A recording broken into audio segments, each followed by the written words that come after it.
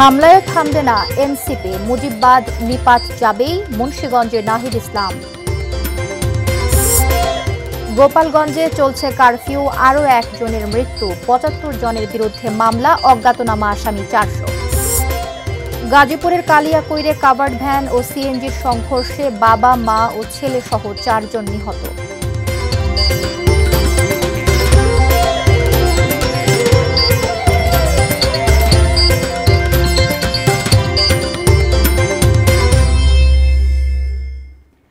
ATN news দেখছেন। দেশের খবরে সবাইকে আমন্ত্রণ জানাচ্ছি। আমি জান্নাতুল ফিরদাউস কবিতা। এতক্ষণ শুনছিলেন নাসির ফ্লোট গ্লাসের সৌজন্যে সংবাদ শিরোনামগুলো। এবারে পুরো খবর। গোপালগঞ্জে হামলা হয়েছে, আরও ১০ জায়গায় হামলা হবে, কিন্তু হামলা করে এনসিপিকে থামানো যাবে না, মুজিববাদ নিপাত যাবেই। মুন্সিগঞ্জে জাতীয় নাগরিক পার্টি এনসিপির পথসভায় এসব কথা বলেন দলটির আহ্বায়ক নাহিদ ইসলাম। সম্রাট আনোয়ার বিস্তারিত জানাচ্ছেন। জুলাই পদযাত্রার ১৮তম দিনে মুন্সিগঞ্জে এনসিপি শহীদ মিনারের সামনে থেকে শুরু হয় পদযাত্রা। সেখান থেকে এনসিপির কর্মী সমর্থকরা মিছিল নিয়ে যান শহীদ চত্বরের পথসভায়। সরাসরি সেখানেই পৌঁছান এনসিপির আহ্বায়ক নাহিদ ইসলাম সহ কেন্দ্রীয় নেতারা। এ সময় সমর্থকদের স্লোগানে মুখর হয় শহীদ চত্বর। সংক্ষিপ্ত পথসভায় বক্তব্য রাখেন এনসিপির নেতারা। দলের উত্তরাঞ্চলের মুখ্য সংগঠক সার্জিস আলম বলেন, ফ্যাসিস্টদের দোসরমুক্ত স্বাধীন বাংলাদেশ হতে এখনো অনেক পথ বাকি। আর দক্ষিণাঞ্চলের মুখ্য সংগঠক হাসনাত আব্দুল্লাহ বলেন, নেতা নির্ভর নয়, পরবর্তী বাংলাদেশ হবে নীতি নির্ধারণের। আমরা যে সংস্কার চাচ্ছি, এই সংস্কার নির্দিষ্ট কোনো দলের পক্ষেও নয়, নির্দিষ্ট কোনো দলের বিপক্ষেও নয়, বরং এই সংস্কারগুলো হচ্ছে বাংলাদেশের পক্ষে, জনগণের পক্ষে। নেতা নির্ভর দেশ নয়, আমাদেরকে নীতি নির্ভর দেশ পরিচালনা করতে হবে। সশস্ত্র সন্ত্রাসীদের আস্তানা হয়ে উঠেছে এই গোপালগঞ্জ। শুধু গোপালগঞ্জ নয়, পুরো বাংলাদেশের যেখানে সশস্ত্র ফ্যাসিবাদের সন্ত্রাসীরা থাকবে, আমাদের ঐক্যবদ্ধভাবে দল মত নির্বিশেষে তাদেরকে প্রতিহত করতে হবে। সমাপনী বক্তব্যে এনসিপির আহ্বায়ক নাহিদ ইসলাম বলেন, হামলা চালিয়ে এনসিপিকে দমানো যাবে না, ফ্যাসিবাদী ব্যবস্থার বিলোপ করতে বদ্ধপরিকর তার দল। গোপালগঞ্জে হামলা চালানো হয়েছে, বাংলাদেশের আরো 10টা জায়গায় হামলা চালানো হবে, আমাদেরকে দমন করা যাবে না। সংগ্রামী মুন্সিগঞ্জবাসী, মুজিববাদের বিরুদ্ধে যে লড়াই, যে যুদ্ধ আমরা ঘোষণা করেছি গণ অভ্যুত্থানের মধ্য দিয়ে, ফ্যাসিবাদী ব্যবস্থা বিলোপের যে লড়াই আমরা শুরু করেছি, এই লড়াই সমাপ্ত না করে আমরা শেষ থামব না। সম্রাট আনোয়ার, এটিএন নিউজ, মুন্সিগঞ্জ। মুন্সিগঞ্জের পরে এনসিপি নেতৃবৃন্দ এখন নারায়ণগঞ্জে পদযাত্রা করছেন। বিস্তারিত জানাতে সরাসরি যুক্ত হচ্ছেন হাসান মজুমদার বাবলু। বাবলু, সেখান থেকে আমাদেরকে সর্বশেষ কি পরিস্থিতি জানাবেন? যেমনটি বলছিলেন যে বেলা ৩টা ২০ কিন্তু নারায়ণগঞ্জে এসে পৌঁছেছেন, যে দেশ বাঁচাতে জুলাইয়ের যে পদযাত্রার যে অংশ হিসাবে নারায়ণগঞ্জে কিন্তু অংশ হিসাবে এসে পৌঁছেছেন। নারায়ণগঞ্জে জুলাই যে প্রথম সারির যে যোদ্ধারা ছিলেন তারা কিন্তু এসে পৌঁছেছেন। জাতীয় নাগরিক পার্টির যিনি আহ্বায়ক রয়েছেন নাহিদ ইসলাম, তার সাথে দক্ষিণাঞ্চলের যে মুখ্য সংগঠক হাসনাত আব্দুল্লাহ এবং উত্তরাঞ্চলের যে মুখ্য সংগঠক সার্জিস আলম সহ কিন্তু কেন্দ্রীয় কমিটির একটি নেতৃবৃন্দরা তারা নারায়ণগঞ্জে ইতিমধ্যেই পৌঁছেছেন।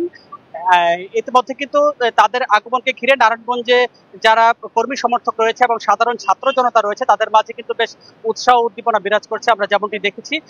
কিছুক্ষণের মধ্যে অর্থাৎ আর ২০ মিনিট পরেই কিন্তু তারা নারায়ণগঞ্জে যে নিতাইগঞ্জ মোড় রয়েছে সেই নিতাইগঞ্জ মোড় থেকে তারা পদযাত্রা শুরু করবেন এবং তারা এখান থেকে হাঁটতে হাঁটতে তারা নারায়ণগঞ্জের চাষারা গিয়ে তারা একটি সংক্ষিপ্ত যে সমাবেশ রয়েছে সেটি কিন্তু তারা করবেন, এমনটাই কিন্তু আমরা জানতে পেরেছি। এছাড়াও কিন্তু তারা ইতিমধ্যেই যে যারা শহীদ হয়েছে তাদের সাথে, তাদের পরিবারের সাথে কিন্তু তারা কথা বলেছেন, আমরা যেমনটি জানতে পেরেছি। তো এই ছিল আসলে নারায়ণগঞ্জে আমার কাছ থেকে সর্বশেষ খবর। জি, আপনাকে ধন্যবাদ হাসান মজুমদার বাবলু। আমাদেরকে আপনি জানাচ্ছিলেন নারায়ণগঞ্জে এনসিপির যে পদযাত্রার সর্বশেষ পরিস্থিতি আমরা জানছিলাম আমাদের সহকর্মীর মাধ্যমে। গোপালগঞ্জ শহরে রাজনৈতিক সহিংসতার প্রেক্ষাপটে ৩ ঘণ্টা শিথিলের পর আবারও বলবৎ হয়েছে কারফিউ। সকাল ১১টা থেকে বেলা ২টা পর্যন্ত শিথিল থাকে কারফিউ। কারফিউ চলাকালে সকাল থেকেই শহরের রাস্তাঘাট ছিল কার্যত ফাঁকা। জরুরি প্রয়োজন ছাড়া বেশিরভাগ মানুষ ঘর থেকে বের হননি। তবে জীবিকার তাগিদে কিছু শ্রমজীবী মানুষ, দিনমজুর ও ভ্যান চালকদের দেখা গেছে রাস্তায়। বেশিরভাগ দোকানপাট ছিল বন্ধ, যদিও শহরের কাঁচাবাজার ও পাইকারি দোকানগুলোতে কিছুটা জনসমাগম লক্ষ্য করা গেছে। প্রধান সড়কগুলো ও গুরুত্বপূর্ণ মোড়গুলোতে আইন শৃঙ্খলা রক্ষাকারী বাহিনীর সক্রিয় উপস্থিতি তেমন চোখে পড়েনি। স্থানীয় বাসিন্দারা বলছেন, প্রশাসনের টহল কিছুটা শিথিল হলেও শহরের পরিবেশ এখনও থমথমে। তবে গতকালের তুলনায় আজ সড়কে মানুষ বেশি দেখা গেছে।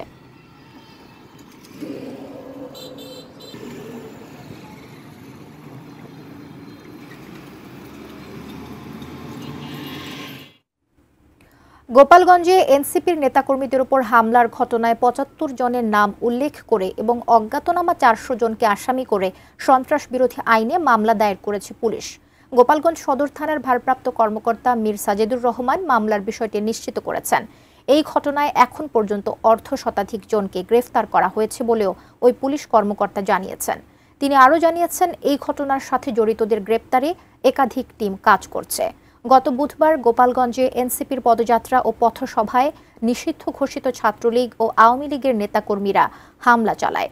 পরে তারা আইনশৃঙ্খলা বাহিনীর সদস্যদের সাথে সংঘর্ষে লিপ্ত হয়।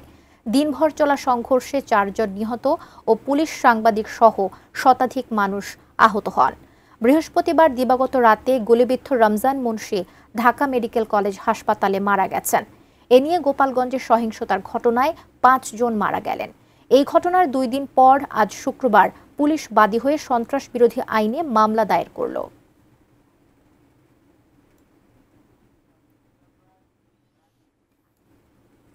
গোপালগঞ্জের কারফিউ পরিস্থিতি জানাতে সরাসরি আমাদের সঙ্গে যুক্ত হচ্ছেন গোপালগঞ্জ প্রতিনিধি সজীব বিশ্বাস। সজীব বিশ্বাস, শহরের অবস্থা এখনো থমথমে, যেটা আমরা বলছিলাম। আপনি আসলে সরেজমিনে সেখান থেকে কি দেখেছেন? সাধারণ মানুষের মধ্যে এখনো আতঙ্ক বিরাজ করছে কিনা এবং গতকালের তুলনায় আজকে মানুষ কেমন বের হচ্ছেন বাসা থেকে?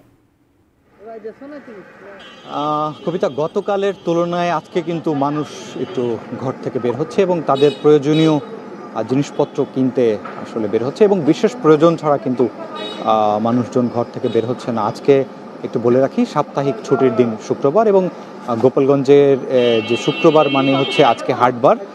গোপালগঞ্জের আমি এখন রয়েছি গোপালগঞ্জ বড় বাজারে। এই বড় বাজারে কিন্তু সাপ্তাহিক যে হাট, সেই হাট বসে এবং দেখতে পাচ্ছেন যে রীতিমতো কিছু কাঁচামালের দোকান এই বসেছে।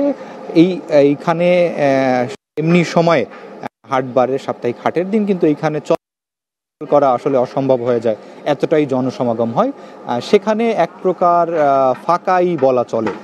কিছু কিছু দোকান খোলা রয়েছে এবং কিছু কিছু কৃষক তাদের যে সকল সবজি তারা কিন্তু এই হাটে নিয়ে আসেন এবং স্থানীয় কৃষক থেকে শুরু করে পার্শ্ববর্তী গ্রামের পৌরসভার বাইরের কৃষকরাও কিন্তু এই হাটে তাদের সবজি বিক্রি করতে নিয়ে আসেন এবং সব কিছু মিলিয়ে যদি বলি, সেই হাটের চিত্র কিন্তু আজকে একদমই মানে জনসমাগম শূন্য বলা চলে। খুব অল্প সংখ্যক লোক হাটে রয়েছে এবং মানুষের মধ্যে যে ভীতি, সেটি কিন্তু গতকালকের থেকে আজকের তুলনায় অনেকটা কম রয়েছে এবং এই যারা ব্যবসায়ী বা যারা এই সবজি ব্যবসায়ী, তারা বলছেন যে আসলে সবজি নষ্ট হয়ে যাবে বা যে অনেকেই বলছেন যে আসলে পেটের দায়ে তারা এখন ঘর থেকে বের হচ্ছে বা এই দোকান খুলছে সাপ্তাহিক হাটের দিন। আবার অনেকেই বলছে যে আমরা কারফিউর বিষয়টা পুরোপুরি জানি না, কারণ মাঝখানে কিন্তু প্রায় ৩ ঘন্টার মতো কারফিউ শিথিল ছিল এবং আরেকটু যদি বলি যে সন্ধ্যা ৬টার দিকে কিন্তু কারফিউ আবার বাড়বে কি কমবে, এইটি কিন্তু সিদ্ধান্ত জানাবেন প্রশাসনের পক্ষ থেকে। আর যদি কারফিউ বাড়ে তাহলে সেটিও জানাবেন এবং কারফিউ যদি উঠিয়ে নেওয়া হয় সেটিও কিন্তু আমরা জানাতে পারবো আপনার মাধ্যমে এটিএন নিউজের দর্শকদের। তো সবকিছু মিলিয়ে ভীতিও কাজ করছে, মানুষ প্রয়োজনে ঘর থেকে বেরো হচ্ছে এবং গোপালগঞ্জের পরিবেশ কিছুটা এখন থমথমে রয়েছে সবকিছু মিলিয়ে। কবিতা। জি, আপনাকে ধন্যবাদ সজীব বিশ্বাস আমাদের সঙ্গে যুক্ত হয়েছেন। দর্শক, আপনারা জানেন যে এনসিপির ওপর হামলার ঘটনার পর থেকে গোপালগঞ্জে কারফিউ পরিস্থিতি চলছে এবং সেখানে এখন পর্যন্ত থমথমে পরিস্থিতি বিরাজ করছে। সেই সব কিছু মিলিয়ে আমরা জানছিলাম আমাদের গোপালগঞ্জ প্রতিনিধি সজীব বিশ্বাসের কাছ থেকে। গাজীপুরের কালিয়াকৈর ফুলবাড়িয়া মাওনা আঞ্চলিক সড়কের বড়চালা এলাকায় কাভার্ড ভ্যান ও সিএনজি মুখোমুখি সংঘর্ষে বাবা, মা ও ছেলে সহ 4 জন নিহত হয়েছেন। শুক্রবার মাওনা থেকে একটি সিএনজি 5 জন যাত্রী নিয়ে কালিয়াকৈরের উদ্দেশ্যে রওনা দেয়। মাওনা কালিয়াকৈর আঞ্চলিক সড়কের কালিয়াকৈরের বড়চালা এলাকায় পৌঁছলে বিপরীত দিক থেকে আসা একটি কাভার্ড ভ্যানের মুখোমুখি সংঘর্ষ হয়। এতে সিএনজিটি দুমড়ে মুচড়ে যায়। ঘটনাস্থলেই জাহিদ ও তার ছেলে নিহত হন। এ সময় গুরুতর আহত জাহিদের স্ত্রীকে উদ্ধার করে উপজেলা স্বাস্থ্য কমপ্লেক্সে ও অজ্ঞাত অপরজনকে মাওনা চৌরাস্তার একটি হাসপাতালে নেওয়া হয়। পরে কর্তব্যরত চিকিৎসক হাসপাতালে নেওয়ার পর তাদেরকে মৃত ঘোষণা করেন। তারা সবাই বগুড়া জেলার ধুনট উপজেলার ঈশ্বরঘাট এলাকার বাসিন্দা বলে জানিয়েছে পুলিশ।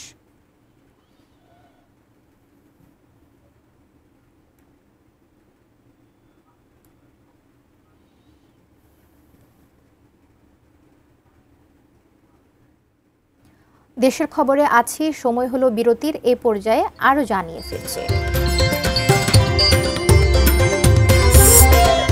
8 বছরেও আলোর মুখ দেখেনি রোহিঙ্গা প্রত্যাবাসন। খুনের ঘটনায় নিরাপত্তার শঙ্কায় বগুড়াবাসী।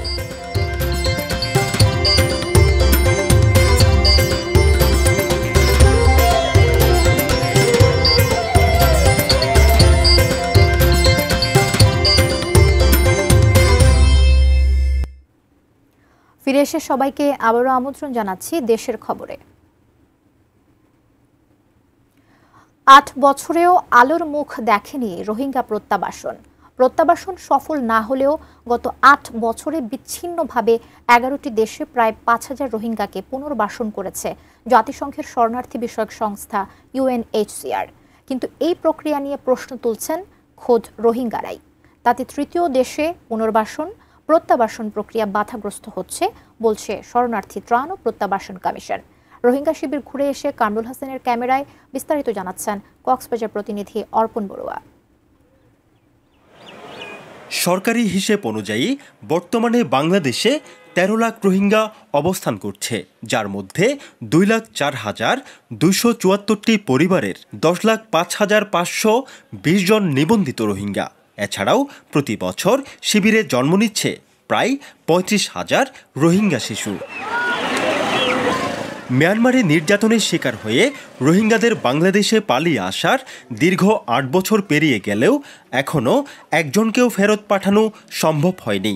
এমন বাস্তবতায় বিশ্বের 11টি দেশে প্রায় 5,000-এর মতো রোহিঙ্গাকে পুনর্বাসনের উদ্যোগ নেয় জাতিসংঘের শরণার্থী বিষয়ক সংস্থা UNHCR। রোহিঙ্গারা বলছেন, তৃতীয় কোনো দেশে শিক্ষিত কিছু সংখ্যক রোহিঙ্গাকে পুনর্বাসন স্থায়ী সমাধান হতে পারে না। নিজ দেশে ফিরতে চান তারা। সেফটি সিকিউরিটি দিন নিটিলে আর টু হিলেটি পাল্লা বলে দুনিয়া রিকোয়েস্ট করছিলাম ইয়ান আর বিলকুল ইয়ান আর ফাইসালা নয় ইয়ান বর্মা তার নিজের দেশত নিজে ফেরত জন্ম বেশি বেহতর তারা দাসে লিগ্যাল ভাবে রিসেটেল করে অ্যাসাইলামদের হি নজরিয়া ওয়ালত চ্যালেঞ্জেস নইব যিন ইলিগেল যার হি তারা খরাম মাঝে লব পাইলে পুরা ওয়ালাম মাঝে খারাপ কাম করিব রোহিঙ্গা কমিউনিটি ওয়ালার নজর তো খারাপ হয়ে যাবে। এই প্রক্রিয়ার কারণে শিক্ষিত রোহিঙ্গাদের মধ্যে তৃতীয় দেশে চলে যাওয়ার প্রবণতা বেড়ে যাওয়ায় নিজ দেশে ফেরার বিষয়ে অনাগ্রহ তৈরি হচ্ছে। ফলে প্রত্যাবাসন বাধাগ্রস্ত হচ্ছে বলে জানান শরণার্থী ত্রাণ ও প্রত্যাবাসন কমিশনার। অন্যান্য দেশগুলো খুব বেশি রোহিঙ্গা নেবে এমন না, তবে রিসেটেলমেন্টের একটা বিরূপ প্রতিক্রিয়া অনস্বীকার্য। সেটি হচ্ছে রোহিঙ্গাদের মধ্যে এই মনোভাব তৈরি হয় যে সে ইউরোপ, আমেরিকা বা অস্ট্রেলিয়া কোনো একটা দেশে সেটেল হবে। হয়তো 1000-এর ভিতরে একজন যাবে, কিন্তু 1000-ই মনে করে সে যাবে। তাতে করে তার দেশে ফেরার যে আগ্রহ সেটি ক্ষতিগ্রস্ত হয় বলে আমি বিশ্বাস করি। সবশেষ মিয়ানমার জান্তা সরকার 1,80,000 রোহিঙ্গাকে ফিরিয়ে নিতে রাজি হলেও সম্প্রতি নতুন করে বাংলাদেশে প্রবেশ করেছে আরও 1,18,000 রোহিঙ্গা। অর্পণ বড়ুয়া, ATN নিউজ, কক্সবাজার। দেশের খবরে আছি, সময় হলো আরও একটি বিরতি নেবার। ফিরে আসছি, সাথেই থাকুন।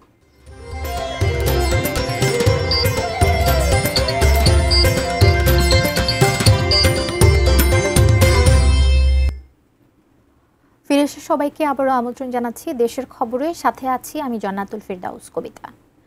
1 সপ্তাহের ব্যবধানে বগুড়ায় আবারও জোড়া খুন। এবার প্রেম ও বিয়ের প্রস্তাবে রাজি না হওয়ায় এক কিশোর গ্যাং সদস্য ছুরিকাঘাতে হত্যা করেছে স্কুল ছাত্রীর দাদি ও ভাবিকে। আহত করেছে মেয়েটিকেও। গত কয়েক মাস ধরেই একের পর এক খুনের ঘটনায় চরম নিরাপত্তা শঙ্কায় বগুড়াবাসী। শফিকুল ইসলাম শফিকের ক্যামেরায় উত্তরাঞ্চল ব্যুরো প্রধান চপল সাহার রিপোর্ট। গত কয়েক মাস থেকেই বগুড়ায় একের পর এক খুন। এক সপ্তাহ আগে দুপচাচি এলাকায় শ্বশুর এবং তার পুত্রবধূকে জবাই করে হত্যার ঘটনা ঘটে। তার রেশ কাটতে না কাটতেই ইসলামপুর হরিগাড়ি এলাকায় আবারও ডাবল মার্ডার। স্কুল পড়ুয়া এক কিশোরীকে বেশ কিছুদিন ধরে প্রেম ও বিয়ের প্রস্তাব দিয়ে আসছিল সৈকত নামে এক যুবক। তার প্রস্তাব মেয়েটির পরিবার প্রত্যাখ্যান করলে বুধবার রাতে মেয়ের বাড়িতে গিয়ে কথা কাটাকাটির এক পর্যায়ে ছুরি দিয়ে মেয়েটিকে আহত করে। তাকে বাঁচাতে দাদি ও ভাবি ছুটে আসলে তাদের ছুরিকাঘাতে হত্যা করে সৈকত। সৈকত সদ্য এসএসসি পাস, মাদকাসক্ত এবং কিশোর গ্যাংয়ের সন্ত্রাসী বলে জানিয়েছে এলাকাবাসী। খুনি সবাই ওর পরিবার সবাই আমরা ফাঁসি চাই, ওর আগে ফাঁসি, তারপর আমাদের মৃত্যুর ফাঁসি। এই ঘাতকের আমরা দৃষ্টান্তমূলক বিশেষ ট্রাইব্যুনাল আদালতে বিচার করে আমরা দৃষ্টান্তমূলক আমরা শাস্তি, সর্বোচ্চ শাস্তি আমরা ফাঁসি দাবি করি। বগুড়া শহরে কিশোর গ্যাংয়ের দৌরাত্ম্য দিন দিন বাড়ছে। সিলিমপুর এলাকায় সন্ত্রাসী কিশোরের সংখ্যাও অনেক। পুলিশের ভূমিকা নিয়ে রয়েছে নানা প্রশ্ন। সৈকত নিয়ে একাই এই ঘটনাটি ঘটিয়েছে। তার সে এই মেয়ে যে বন্যা, তাকে সে বিভিন্ন সময় উত্ত্যক্ত করত এবং প্রেম নিবেদন করত, কিন্তু মেয়েটি প্রত্যাখ্যান করে আসছিল। এসব নিয়েই সে এই ঘটনাটি ঘটিয়েছে। ঘাতক সৈকত গ্রেপ্তার হলেও কমছে না উদ্বেগ উৎকণ্ঠা। চরম নিরাপত্তাহীনতায় ভুগছেন বগুড়াবাসী। Israt Lima, desk report, ATN news. এই ছিল দেশের খবর আজকের মতো এ পর্যন্তই। কাল আবারও দেখা হবে একই সময়। ততক্ষণ পর্যন্ত এটিএন নিউজের সাথেই থাকুন।